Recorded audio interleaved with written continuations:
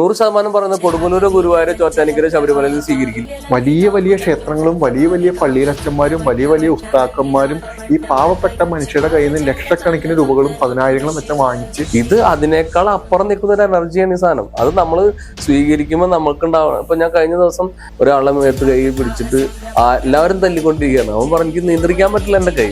പക്ഷെ ഇതിപ്പോ തല്ലുമ്പോഴും എല്ലാവരും അവന് തല്ലുമ്പോഴും പറയുന്നുണ്ട് ചേട്ടൻ ഞാൻ അതല്ല ചെയ്യണം, എന്റെ കൈ നിയന്ത്രിക്കാൻ പറ്റുന്നു. ഈ തല്ലിക്കൊണ്ടിരിക്കുമ്പോഴും ഇവൻ വേറൊരാൾ കയറി പിടിച്ചോണ്ടിരിക്കാൻ. ആർക്കാണ് ഈ ക്ഷേത്രത്തിൽ വരാൻ തോന്നുന്നുണ്ടെങ്കിൽ തന്നെ ദയവ് ചെയ്ത് നിങ്ങൾ ഓടി വരാൻ നിൽക്കരുത്. അരമണിക്കൂറിൽ 15 മിനിറ്റ് ഇവരെ കർമ്മത്തിന് നിർത്താൻ എനിക്ക് സമയം കിട്ടാറുണ്ട്. ഈ 15 മിനിറ്റ് കൊണ്ട് വേണം ഇവർ ഇത്രയും വലിയ പ്രശ്നം തീർക്കണേ. ഈ ഒരു ദിവസം ഈ ഇത്രയും ആൾക്കാരെ കണ്ട് കർമ്മം ചെയ്യേണ്ട ഒരാളാകുമ്പോൾ അതുകൊണ്ടാണ് ഞാൻ പറയുന്നത് നിങ്ങൾ തിരക്ക് പിടിച്ച് വരരുതെന്ന് പറഞ്ഞു. ഇപ്പൊ നിങ്ങൾക്ക് വേറെ വല്ല കാര്യങ്ങൾ പറഞ്ഞ് നിങ്ങളെ സന്തോഷിപ്പിക്കുന്ന സ്ഥലമുണ്ട് എനിക്ക് അങ്ങോട്ട് എനിക്ക് കുഴപ്പമില്ല. കാരണം അതിന് മാത്രം ആൾക്കാർ എൻ്റെ ക്ഷേത്രത്തിൽ വന്നിട്ട് കർമ്മം ചെയ്തൊരു സമയം ഉണ്ടായിട്ട്.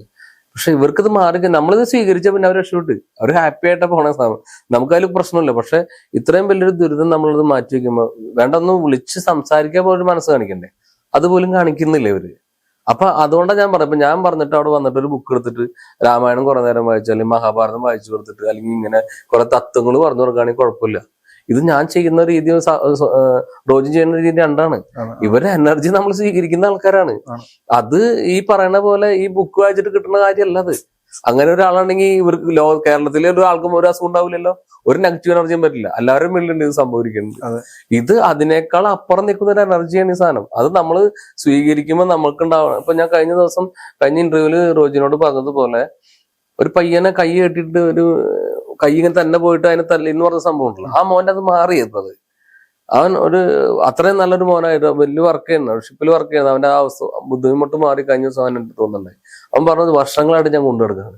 ഒരാളെ മേത്ത് കൈ പിടിച്ചിട്ട് എല്ലാവരും തല്ലിക്കൊണ്ടിരിക്കുകയാണ്. അവൻ പറഞ്ഞു എനിക്ക് നിയന്ത്രിക്കാൻ പറ്റില്ല എന്റെ കൈ. പക്ഷെ ഇതിപ്പോ തല്ലുമ്പോഴും എല്ലാവരും അവന് തല്ലുമ്പോഴും പറയുന്നുണ്ട് ചേട്ടൻ ഞാൻ അതല്ല ചെയ്യണം, എന്റെ കൈ നിയന്ത്രിക്കാൻ പറ്റുന്നു. ഈ തല്ലിക്കൊണ്ടിരിക്കുമ്പോഴും ഇവൻ വേറൊരാൾ കയറി പിടിച്ചോണ്ടിരിക്കുകയാണ്. അപ്പൊ ഇത് കണ്ട് അവസ്ഥ ചിലർക്ക് അത് മനസ്സിലായി ഇവന്റെ പ്രശ്നം അതാണ്. ഇപ്പൊ ആ മോൻ വന്നിട്ട് കഴിഞ്ഞ ദിവസം പറഞ്ഞു എനിക്ക് ആ അവസ്ഥയൊക്കെ മാറിയിട്ടു, ഇപ്പൊ ഞാൻ ഓക്കെയാണ്, എനിക്ക് ജോലി ചെയ്യാൻ പറ്റുന്ന ഒരു കുഴപ്പമില്ല. അതുവരെ നമ്മൾ അനുഭവിച്ച ഒരു പ്രഷറുണ്ട് ഈ സാധനം. അവനെ പഴയ പോലെ 6 കൊല്ലത്തെ മുമ്പത്തുള്ള ഒരാളാക്കണമെങ്കിൽ ഒരു രാത്രി കൊണ്ട് പറ്റുന്ന കേസല്ല ഇത്. എല്ലാവരും പ്രശ്നം എന്ന് വെച്ച് കഴിഞ്ഞാല് ഈ 10-12 കൊല്ലമായിട്ട് ഇവരെ ശരീരത്തിൽ നിൽക്കണ എനർജി അത്. ഇതിനെ നമ്മളൊരു ദിവസം കൊണ്ട് മാറ്റി കൊടുക്കാൻ പറഞ്ഞ എങ്ങനെ മാറ്റാനാ? നടക്കില്ല. അത് ചെയ്താൽ ഞാൻ ചെയ്തോണ്ടിരുന്ന ഞാൻ നിർത്തി. നിങ്ങൾ വന്ന് അതിനെ കണ്ട് ഞാൻ ഈ ഇന്റർവ്യൂ കണ്ടിട്ട് ആർക്കാണ് ഈ ക്ഷേത്രത്തിൽ വരാൻ തോന്നുന്നുണ്ടെങ്കിൽ തന്നെ ദയവ് ചെയ്ത് നിങ്ങൾ ഓടി വരാൻ നിൽക്കരുത്. കാരണം എന്ന് വെച്ച് കഴിഞ്ഞാൽ നിങ്ങൾ വിചാരിക്കുന്ന പോലെ ഒരു നിസാര കാര്യങ്ങളോ അല്ലെങ്കിൽ ഒരു പൂവ് പറിക്കണ പോലെ ഒന്നും ഇത് നടക്കില്ല. അപ്പൊ അതുകൊണ്ട് 100% നിങ്ങൾ വന്നത് കണ്ട് ബോധ്യപ്പെട്ട് അതിന് സമയം സ്പെൻഡ് ചെയ്യാൻ പറ്റിയൊരു മാത്രം എന്റെ ക്ഷേത്രത്തിൽ വന്നാൽ മതി. അത് 100% പറയാണ് ഞാൻ. കാരണം എനിക്കത് മാറ്റാൻ കഴിവുണ്ടോ ഇല്ല എന്നുള്ളത് നിങ്ങൾ നേരിട്ട് വന്ന് കാണാതെ. മാറ്റാൻ കഴിവുണ്ടെങ്കിൽ മാത്രം നിങ്ങൾ വരാ. നിങ്ങളുടെ ആരുടെയും പൈസ അവിടെ കൊണ്ട് കാശുണ്ടെന്ന് പറഞ്ഞിട്ട് ആരും ഇവിടെ വരണ്ട. ഇതെന്തിനാ പറയണെന്ന് വെച്ച് കഴിഞ്ഞാൽ എനിക്ക് സ്വീകരിക്കുന്ന അതിന്റെ സമയം കിട്ടാൻ വേണ്ടിയിട്ടാണ്. കഴിഞ്ഞ തവണ ഞാൻ ഇന്റർവ്യൂവിൽ അത് പറഞ്ഞില്ല. അതിന്റെ പേരിലാണ് എന്റെ ക്ഷേത്രത്തിൽ ഇത്രയും വലിയ ബുദ്ധിമുട്ടുണ്ടായത്. ഒരുപാട് ആൾക്കാർ വന്ന് ഇപ്പൊ തന്നെ മാറ്റമൊന്നും നടക്കില്ല. അതുകൊണ്ട് ആരും തന്നെ സമയമില്ലാത്ത ഒരാളും എന്റെ ക്ഷേത്രത്തിലേക്ക് വരാൻ താല്പര്യപ്പെടരുത്. കാരണം നിങ്ങൾ അറിവുള്ള വേറെ സ്ഥലത്ത് പോയിക്കോളൂ, എനിക്ക് ഒരു പ്രശ്നമില്ല. അതെ. കാരണം നമ്മൾ പറയുന്ന കാര്യങ്ങൾ ഇപ്പൊ 10% ആൾക്കാർക്ക് എനിക്ക് ചെയ്യാൻ പറ്റില്ല എന്ന് പറയാൻ കാരണം തിരുവനന്തപുരത്ത് നിന്നും കണ്ണൂർ, കാസർഗോഡ് എല്ലാ ജില്ലയിൽ നിന്നും വന്നു. ഇപ്പൊ വിദേശത്തു നിന്ന് ആൾക്കാർ വന്നു ബുക്ക് ചെയ്തിട്ട് വിളിച്ച് ഫ്ലൈറ്റ് ടിക്കറ്റ് എടുത്തിട്ട് വിളിച്ചു വരുന്ന കുറെ ആൾക്കാരുണ്ട്. അപ്പൊ അവരോട് ഞാൻ പറഞ്ഞത് നിങ്ങൾ വന്ന് നാളെ മാറിപ്പോന്ന് വെച്ചാൽ ആരും വരല്ലേ. കാരണം എനിക്ക് ഈ കാര്യങ്ങൾ ചെയ്യണമെങ്കിൽ ചുരുങ്ങിയത് ഒരു 2-3 ദിവസം വേണം. 3 ദിവസം 4 ദിവസത്തിനുള്ളിൽ 4 ദിവസം എന്ന് പറഞ്ഞാൽ ഇവര് വന്നിരിക്കാത്ത സമയം എന്ന് പറയും. അരമണിക്കൂറിൽ 15 മിനിറ്റ് ഇവരെ കർമ്മത്തിന് നിർത്താൻ എനിക്ക് സമയം കിട്ടാറുള്ളൂ. ഈ 15 മിനിറ്റ് കൊണ്ട് വേണം ഇവർ ഇത്രയും വലിയ പ്രശ്നം തീർക്കണേ. ഈ ഒരു ദിവസം ഈ ഇത്രയും ആൾക്കാരെ കണ്ട് കർമ്മം ചെയ്യേണ്ട ഒരാളാകുമ്പോൾ അതുകൊണ്ടാണ് ഞാൻ പറയുന്നത് നിങ്ങൾ തിരക്ക് പിടിച്ച് വരരുതെന്ന് പറഞ്ഞു. ഇപ്പൊ നിങ്ങൾക്ക് വേറെ വല്ല കാര്യങ്ങൾ പറഞ്ഞ് നിങ്ങളെ സന്തോഷിപ്പിക്കുന്ന സ്ഥലമുണ്ടെങ്കിൽ നിങ്ങൾ അങ്ങോട്ട് പോയി, എനിക്ക് കുഴപ്പമില്ല. എനിക്കറിയാം, ഇത് റോജിക്കും അറിയാം, എനിക്കും അറിയാം. ഇത് ഒരാളും സ്വീകരിക്കില്ല 100% ഉറപ്പാ. ഒരു ക്ഷേത്രത്തിൽ സ്വീകരിക്കില്ല. ഞാൻ തുറന്നു പറയാം. അല്ല, ഇത് ഞാൻ 100% പറയുന്നത് കൊടുങ്ങല്ലൂരോ ഗുരുവായൂരോ ചോറ്റാനിക്കരോ ശബരിമലയിൽ സ്വീകരിക്കില്ല. രാജേട്ടാ, ഒന്നാമത്തെ കാര്യം നമ്മൾ രണ്ടുപേരും പറയുന്നത് ഏകദേശം സെയിം കാര്യങ്ങൾ. അപ്പൊ അതുകൊണ്ട് എന്ത് പറ്റിയെന്ന് പറഞ്ഞു കഴിഞ്ഞാൽ ഇപ്പോ ഞാൻ പൊതുവെ എന്റെ പേര് റോജി ബാബാജി എന്ന് അറിയപ്പെടുന്നത്. എന്റെ ഗുരുവിനോടുള്ള ഭക്തി പ്രകാരമാണ് ഞാൻ എന്റെ ബാബാജി എന്നുള്ള പേര് എനിക്ക് ആഡ് ചെയ്തത്. ഇപ്പൊ ഒരുപാട് അമ്പലങ്ങളിലും ഒരുപാട് സഭകളിലും എനിക്കെതിരെ വളരെ വിമർശനം വന്നു തുടങ്ങി. എന്ന് പറഞ്ഞു കഴിഞ്ഞാൽ ഞാൻ പറയുന്ന കാര്യം എന്താന്ന് പറഞ്ഞു കഴിഞ്ഞാൽ, നിങ്ങളുടെ ഉള്ളിലെ ചൈതന്യത്തെ ഉണർത്താതെ നിങ്ങൾ ക്ഷേത്രങ്ങളിലോ പള്ളികളിലോ പോകുന്നതിന് അർത്ഥമില്ല. പോയിട്ട് ഗുണമില്ല, പ്രാർത്ഥിച്ചിട്ട് ഗുണമില്ല. നിങ്ങൾ നേരത്തെ നടന്നിട്ട് കാര്യമില്ല, വഴിപാട് നടന്നിട്ട് കാര്യമില്ല, ഒന്നും ചെയ്തിട്ട് കാര്യമില്ല. നിങ്ങളുടെ ഉള്ളിലെ ചൈതന്യത്തെ നിങ്ങൾ ഉണർത്തു ആദ്യം. അതിന് ഒരുപാട് മാർഗങ്ങളുണ്ട്, അതിൽ ഏതെങ്കിലും ഒരു മാർഗം സ്വീകരിക്കൂ എന്ന് പറയുമ്പോൾ ആളുകൾ മനസ്സിലാക്കുന്നത്, റോജി ബാബാജി പറഞ്ഞു അമ്പലത്തിലും പള്ളിയിലും പോകണ്ട, അതിന്റെ ഒരു ഗുണമില്ല. അപ്പൊ ഈ കേൾക്കുന്ന പൂജാരിമാർക്കും അമ്പലങ്ങളും അതുമായി ബന്ധപ്പെട്ട് ജീവിക്കുന്ന ഒരുപാട് മനുഷ്യരുണ്ട്. പക്ഷെ പറയുന്നത് അതല്ല. ഇത് നിങ്ങൾക്ക് നിങ്ങളുടെ വീട്ടിലിരുന്ന് ഇത് ചെയ്തതിന് ശേഷം നിങ്ങൾ അമ്പലത്തിൽ പോകും. അപ്പൊ അവിടെ നിന്ന് എന്താണോ ആ ചൈതന്യം, ദേവിയാണെങ്കിൽ ആ ഒരു ചൈതന്യം നിങ്ങൾക്ക് ലഭിക്കും, ഒരു ബ്ലെസ്സിങ് ലഭിക്കും അതിന്റെ അകത്തുനിന്ന്. അതിന്റെ അപ്പുറത്തോട്ട് അവിടെ ഒന്നും നടക്കൂല എന്നാണ് ഈ പറയുന്നത്. പക്ഷെ ആളുകളെല്ലാവരും പകുതി പേര് എന്ത് കണ്ടു, ഞാനൊരു ശത്രു എന്നുള്ള ലെവലിലോട്ട് ആളുകളോട്ട് എത്തി. നമുക്ക് എന്തിനപ്പൊ കള്ളം പറഞ്ഞിട്ട് രാജുവേട്ടൻ നമുക്കൊന്നും കിട്ടാനില്ല, ഒന്നും കിട്ടില്ല. ഈ പറയുന്നതെല്ലാം റെക്കോർഡാ. എത്ര വർഷം കഴിഞ്ഞാലും നമ്മൾ ഈ പറയുന്ന കാര്യങ്ങൾ ഇങ്ങനെ തന്നെയായിരിക്കും. അത് നമുക്ക് ഡിജിറ്റൽ ആയിട്ട് നമുക്കൊരു കാര്യം നമുക്ക് മാറ്റാൻ പറ്റില്ല. എന്തുകൊണ്ടാണ് ഇത് വീണ്ടും വീണ്ടും പറയുന്നത് പറഞ്ഞു കഴിഞ്ഞാൽ, ഓരോ മനുഷ്യരും വന്നിട്ടും ഇപ്പൊ നേരത്തെ ചേട്ടൻ പറയുന്ന പോലെ ലക്ഷക്കണക്കിന് രൂപ കൊടുത്തും താലിമാല വിറ്റും വീട് പണയം വെച്ചും കുഞ്ഞുങ്ങളുടെ എല്ലാം എടുത്ത് പൈസ കൊടുത്തിട്ടും വലിയ വലിയ ക്ഷേത്രങ്ങളും വലിയ വലിയ പള്ളിയിലച്ചന്മാരും വലിയ വലിയ ഉസ്താക്കന്മാരും ഈ പാവപ്പെട്ട മനുഷ്യരുടെ കയ്യിൽ നിന്ന് ലക്ഷക്കണക്കിന് രൂപകളും 10,000ങ്ങളും വെച്ച വാങ്ങിച്ച് മാറി പൊക്കോ മാറി ഒരു കോൺഫിഡൻസ് കൊടുത്തു വിടാം. അതായത് പറ്റിച്ചു എന്ന് വേണമെങ്കിൽ പറയാം. എല്ലാവരും എല്ലാം പറയുന്നത്. കുറെ മനുഷ്യർ ഇങ്ങനെ പറ്റിക്കപ്പെട്ട മനുഷ്യർ അടുത്ത് വന്നുമ്പോൾ നമുക്ക് തന്നെ സങ്കടം. നമുക്കറിയാം ഒന്നും സംഭവിച്ചിട്ടില്ല, ഒരു വിശ്വാസം കൊടുത്തങ്ങ് വിട്ട്, മനസ്സിലായി? അതായത് മാറി എന്ന് പറഞ്ഞാൽ അവർക്കൊരു കോൺഫിഡൻസ് കൊടുത്തങ്ങ് വിടാം.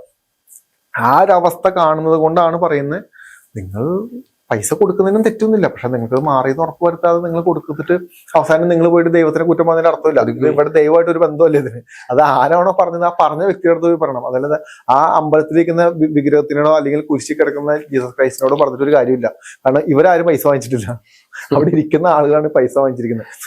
ഇതിനൊരു കാര്യമുണ്ട് റോജി, ഞാൻ പറയാന്ന് വെച്ചാല്, ഇപ്പൊ എന്റെ ക്ഷേത്രത്തിൽ വന്ന ഒരാള് ഒരു കാര്യമായിട്ട് വന്നു കഴിഞ്ഞ് അത് മാറിക്കഴിഞ്ഞാൽ അവർ പോവില്ല, അടുത്ത കാര്യമായിട്ട് വരാണ്. ഇപ്പൊ അവർക്കൊരു മാനസികമായിട്ടൊരു ബുദ്ധിമുട്ട്, അത് ഓക്കെ, അത് മാറി. അപ്പൊ അവർ അടുത്തവരെ തൊഴിലായിട്ടായി, അത് മാറി. എന്റെ മകളുടെ കാര്യമായിട്ടായി, അത് മാറി. അവരുടെ വീട്ടിലെ കാര്യമായിട്ടായി, അത് മാറി. ഞങ്ങളുടെ ബിസിനസ്സിന്. അപ്പൊ ആൾക്കാർ വന്നിരിക്കുമ്പോ ഇവ നാള് കുറെ കാലമായിലൂടെ വന്നിരിക്കണേ, പക്ഷെ കേൾക്കണത് ഒരു കാര്യത്തിന് വന്നെന്നുള്ളൂ. ഇവരിത് ആരോടും പറയില്ലല്ലോ. നമ്മൾ ഒരുപാട് കാര്യങ്ങൾ ഇവർക്ക് വേണ്ടി ചെയ്യണതാണ്. ഇപ്പൊ എന്റെ അടുത്തൊരു ദോഷം മാറ്റാൻ വന്നു കഴിഞ്ഞാൽ ഒരു 3 ദിവസം കൊണ്ട് ഈ പ്രശ്നം മാറ്റാൻ വിട്ടുള്ളതൊക്കെ, പിന്നെ എന്റെ അടുത്ത് വേറൊന്നും പറഞ്ഞു പറയരുത്. പക്ഷെ ഇവരങ്ങനല്ല. നമ്മൾക്കത് കൊടുക്കാൻ കഴിവുള്ള കാണുമ്പോൾ അവരെല്ലാം ആഗ്രഹിച്ചു വരും. എല്ലാ കാര്യങ്ങൾക്കും മന്ന ആൾക്കാരുണ്ട്. ഒരുപാട് ആൾക്കാർ ഇത് പറയണത്. ഇപ്പൊ ഞാൻ റോജി പറഞ്ഞതുപോലെ ഞാനും പറഞ്ഞത് എന്താന്ന് വെച്ചാൽ, ഒരു അമ്പലത്തിൽ പോയിട്ട് കാര്യമില്ല എന്ന് പറഞ്ഞ വേറെ അർത്ഥത്തിലല്ല ഞാൻ പറയണേ. നിങ്ങൾ ഇപ്പൊ ഏത് മഹാക്ഷേത്രത്തിൽ ചെന്നാലും ആ ക്ഷേത്രത്തിലെ ഒരു തന്ത്രി വര്യനുണ്ടാവും, അല്ലെങ്കിൽ വേണ്ടപ്പെട്ട ഒരു വ്യക്തി ഉണ്ടെങ്കിൽ അദ്ദേഹത്തിനോട് ചോദിക്കുക. അദ്ദേഹത്തിന് അറിവുള്ള ഒരാളാ, കൃത്യമായിട്ട് അറിവും കഴിവുള്ള ഒരു മനുഷ്യനുണ്ടെങ്കിൽ, ഞങ്ങൾക്ക് ഈ കഴിവ്, ഞങ്ങൾക്ക് കാര്യങ്ങൾ കിട്ടണം, ഞങ്ങൾ എന്താണ് ചെയ്യേണ്ടത് എന്ന് വ്യക്തമായിട്ട് അദ്ദേഹത്തിനോട് ചോദിച്ച് മനസ്സിലാക്കണം. അല്ലാതെ നിങ്ങൾ അവിടെ പോയി ഞങ്ങൾ കുറെ അത് അവിടെ പോയിട്ട് കൃത്യമായ റിസൾട്ട് നമുക്ക് കിട്ടണം. അല്ലാതെ ഞാൻ കൊടുങ്ങല്ലൂർ ക്ഷേത്രത്തിൽ പോയി പ്രാർത്ഥിച്ചാലും എന്റെ വീട്ടിൽ നിന്ന് കൊടുങ്ങല്ലൂർ അമ്മനെ വിളിച്ചാൽ ആളും ഒന്നിനെയാണ് ഞാൻ വിശ്വസിക്കുന്ന ഒരാളാണ് ഞാൻ. കാരണം ഞാൻ കൊടുങ്ങല്ലൂർ അമ്മനെ പ്രാർത്ഥിക്കുന്നത്, ഞാൻ അവിടെ ഇരുന്നാലും ഇവിടെ ഇരുന്നാലും ഒന്നൊന്ന് പറയാൻ കാരണം എനിക്ക് എന്റെ കാര്യങ്ങൾ പൂർണ്ണത ഉള്ളതുകൊണ്ടാണ് ഞാൻ പറഞ്ഞത്. പലരും അവിടെ പോയി നിന്ന് കടന്നും കരഞ്ഞ് പ്രാർത്ഥിക്കുന്ന ഞാൻ ആൾക്കാരെ കണ്ടിട്ടുണ്ട്. കാരണം എന്താ, അവർക്ക് ഈ അവസ്ഥ മാറ്റാൻ പറ്റാത്തത് കൊണ്ടാണ്. അവിടെ മാറില്ല അടുത്ത സ്ഥലത്ത് പോകും, അടുത്ത മാറില്ല വേറെ സ്ഥലത്ത് പോകും. എന്തിന്? ഒരു ഹിന്ദുക്കള് എത്രയോ ആൾക്കാർ യേശുനാഥനെ പ്രാർത്ഥിക്കണം എനിക്കറിയാം. എത്രയോ ആൾക്കാർ ഹിന്ദുക്കള് അയ്യപ്പസ്വാമിനെ കിടന്ന് പ്രാർത്ഥിക്കണം അറിയാം. അതുപോലെ മുസ്ലിം ഇവരെന്തുകൊണ്ടാണ് ചെയ്യണമെന്ന് വെച്ച് കഴിഞ്ഞാല്, അവര് വിശ്വസിക്കുന്ന മതത്തിന് കിട്ടാണ്ടാകുമ്പോൾ അടുത്തൊരാൾക്ക് ശക്തി ഉണ്ടെന്ന് പറഞ്ഞു പോകുന്ന ഒരുപാട് ആൾക്കാരുണ്ട്. അപ്പൊ നമ്മളെന്താ പറയുന്നത്, അതിൽ ആ മതത്തിൽ തന്നെ നിൽക്കുന്നവര് അതിനെക്കുറിച്ച് വ്യക്തമായിട്ട് ആ വരുന്ന മക്കളെ പഠിപ്പിക്കുകയാണെങ്കിൽ അവർക്ക് അതിൽ നിന്ന് ആശ്വാസം ഉണ്ടാവുകയും ചെയ്യും, സമാധാനം ഉണ്ടാവുകയും ചെയ്യും. ഞാൻ എന്റെ ക്ഷേത്രത്തിൽ വന്നവരോട് ആരും പറഞ്ഞു, നിങ്ങൾ ഒരു ക്രിസ്ത്യാനിയാണോ, നിങ്ങൾ യേശുനാഥനെ പ്രാർത്ഥിച്ചിട്ട് മാത്രമേ അമ്പലത്തിൽ വരാൻ പാടുള്ളൂ. ഒരു മുസ്ലിം ആണോ, നിങ്ങൾ പടച്ചോനെ കൃത്യമായിട്ട് പ്രാർത്ഥിക്കാതെ പ്രാർത്ഥന ഇല്ലാണ്ട് അമ്പലത്തിൽ വരരുതെന്ന് ഞാൻ പറഞ്ഞതാണ്. അതെന്താ പറയണെന്ന് വെച്ചാൽ, ഒരിക്കലും ഒരു മതത്തിനെ വേദനിപ്പിക്കാൻ എനിക്കറിയില്ല. എന്നെ സംബന്ധിച്ച് ഇവരെല്ലാവരും ഒരേപോലെയാണ്. നമ്മൾ പറയണത് ഇവരിന്റെ റിയാലിറ്റി മനസ്സിലാക്കാനാണ്. ഇപ്പൊ നമ്മൾ രണ്ടുപേരും ഇത് പറയണെന്ന് വെച്ചാൽ, ഇതുപോലെ 2-3 പേരോടും ജനിക്കുകയാണെങ്കിൽ നമുക്ക് അത്ര ആശ്വാസമാണ്. അതെ, എന്നെ സംബന്ധിച്ച് ഞാൻ ആഗ്രഹിക്കുന്നതാണ്. ഇപ്പൊ എന്നെ സംബന്ധിച്ച് പറഞ്ഞാൽ, എന്നെ പോലെ ഞാൻ ഇപ്പൊ കർമ്മം കൊടുത്ത കുറെ പേരുണ്ട്. അവർ ഈ കാര്യങ്ങൾ തുടങ്ങി കഴിഞ്ഞാൽ എനിക്ക് അത്ര ആശ്വാസം. അത്ര കുറച്ച് ആൾക്കാരെ നോക്കിയാൽ മതി. അല്ലെ? അല്ല റോജി, അതല്ല എന്റെ സത്യം. തീർച്ചയായിട്ടും ഇവിടെ അങ്ങനല്ല. ഇവര് ഇതിനെ നടത്തി കൊടുക്കുകയില്ല. നടത്താൻ ഉദ്ദേശിക്കുന്നവരെ എന്തിനേയും പറഞ്ഞിട്ട് അടിച്ചാൻ പറഞ്ഞ രീതി പറഞ്ഞിട്ട് കാര്യമില്ല. ഇതിന്റെ റിയാലിറ്റിയിൽ ഇന്ന് ഏറ്റവും കൂടുതൽ ചെറുപ്പക്കാരൻ നമ്മൾ തൊട്ട് കുറച്ച് മുമ്പ് വരെ നേരിട്ട് ഇപ്പൊ കണ്ടൊരു അവസ്ഥയുണ്ട് അല്ലെ? ഇവിടെ വന്നതിന് ശേഷം ഇത് ആരോട് പോയി പറയും? ആ അവസ്ഥയില് കാണുമ്പോ നല്ല ആൾക്കാരൊക്കെ, ആണായാലും പെണ്ണായാലും, നമ്മൾ അത് ഇനി മറച്ചു വെച്ചിട്ട് കാര്യമില്ല. അതുകൊണ്ടാണ് ഞാൻ പറയുന്നത്, നിങ്ങൾ ഇതിന്റെ സത്യം മനസ്സിലാക്കാനാണ് പറഞ്ഞത്. അല്ലാണ്ട് ഒരാളോട് ദേഷ്യത്തിനോ വാശിക്കല്ല പറഞ്ഞത്. ഞാൻ 100% വിശ്വസിക്കുന്നത്, എന്നെക്കാളും കഴിവും അറിവുള്ള ഒരുപാട് ഗുരുക്കന്മാരും ഒരുപാട് ആൾക്കാരുണ്ട് ഞാൻ വിശ്വസിക്കുന്ന ഒരാളാണ്. പക്ഷെ അവരുടെ അടുത്ത് പോയിട്ട് നിങ്ങൾ കൃത്യമായിട്ട് ചോദിച്ച് മനസ്സിലാക്കാത്തത് നിങ്ങളുടെ തെറ്റാണ്. അല്ലാതെ അവിടെ കൊണ്ട് കാശ് കളഞ്ഞിട്ട് നിങ്ങൾ അവരെ കുറ്റം പറഞ്ഞിട്ട് കാര്യമില്ല. ശരിയല്ലേ? നിങ്ങൾ കൊടുക്കുന്ന പൈസ എന്തിനാണെന്ന് ചോദിക്കണം. ഇന്നതിനാണ്, ആ ശരി ഞങ്ങൾ തരാം. ഇന്ന് ചെയ്ത് കഴിഞ്ഞിട്ട് ഇന്നത് മാറിയോ എന്ന് ചോദിക്കുമ്പോൾ മാറി എന്ന് പറഞ്ഞില്ലെങ്കിൽ ഞങ്ങൾക്ക് മാറിയിട്ടില്ല എന്ന് പറയാനുള്ള കഴിവ് നിങ്ങളും കാണിക്കണം. എങ്കിലും മാത്രമേ ഇതിന്റെ സത്യം നിലനിൽക്കുള്ളൂ. അതെ, ഇതിപ്പോ നമ്മളിപ്പോ എന്തിനാണ് ഈ വിഷയം സംസാരിച്ചെന്ന് പറഞ്ഞു കഴിഞ്ഞാൽ ഇപ്പൊ എന്റെ അടുത്തിട്ടാണെങ്കിലും രാജുവിന്റെ അടുത്തിട്ടാണെങ്കിലും നിങ്ങൾ വളരെ വേഗത്തിൽ ഓടി വന്നിട്ട് എനിക്കൊന്നും ചെയ്യാൻ പറ്റില്ല, എനിക്ക് സമയം എടുക്കും. കാരണം ഞാൻ എന്റെ ഡിഫറെന്റ് ആയ ഒരു ട്രീറ്റ്മെന്റ് ചെയ്യുന്ന കർമ്മം ചെയ്യുന്നു. എനിക്കതിന് സമയം എടുക്കും. അതിനകത്ത് അത് ഒരുപാട് വളരെ മൈന്യൂട്ട് ആയിട്ടുള്ള ഡീറ്റെയിലിംഗ് എടുത്തതിന് ശേഷം മാത്രമേ ഞാൻ ഈ ഇത്തരത്തിലുള്ള കാര്യങ്ങൾ പ്രൊവൈഡ് ചെയ്യുള്ളൂ. അപ്പോഴും ഞാൻ പറയും 10% ഉള്ളൂ ഞാൻ, ബാക്കി 90% നിങ്ങളാ. നിങ്ങളുടെ ഡെഡിക്കേഷനിൽ എനിക്കൊന്നും ചെയ്യാൻ പറ്റില്ല. അതിനകത്ത് നമുക്ക് അതിനകത്ത് റിസൾട്ട് ഓറിയന്റഡ് ആവില്ലായിരുന്നു.